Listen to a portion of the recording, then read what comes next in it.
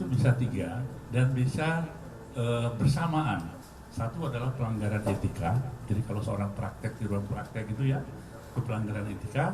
Yang kedua pelanggaran disiplin profesi, yang ketiga pelanggaran hukum, paham ya? Dan tiga-tiga berbeda-beda itu. Nah, bisa satu di antara 3, 2 di antara 3, atau tiga-tiganya. Banyak ya kasus yang di media sosial, udah melanggar etika, melanggar disiplin profesi, dan melanggar hukum. Semuanya punya mekanisme-mekanisme.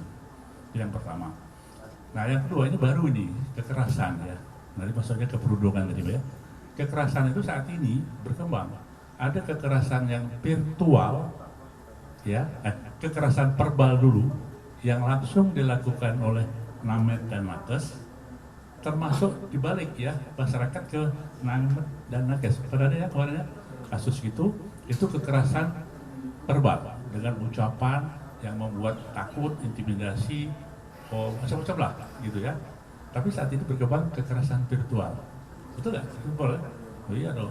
Dengan yang komen-komen netizen itu sudah masuk kekerasan virtual.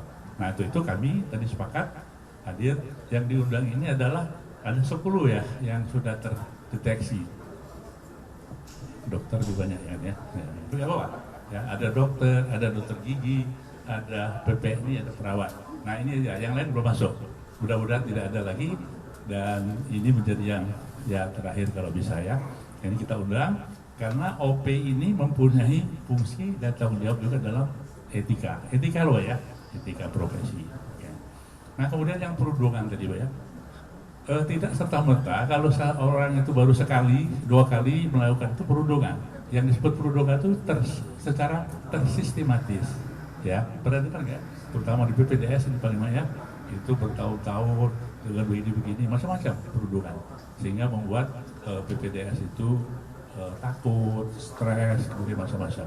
Tapi kalau sekali itu tidak masuk dalam perundungan, itu dianggap sebagai kekerasan tadi ya, bisa kekerasan verbal atau kekerasan virtual.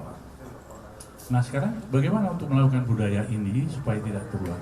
Memang ini kan kehidupan dunia seperti ini, tidak mesti harus berhenti total biasanya ya, ada yang bisa berulang dan sebagainya. Makanya KKI, Kementerian Kesehatan juga, dan para OP itu melakukan pembinaan dan pengawasan.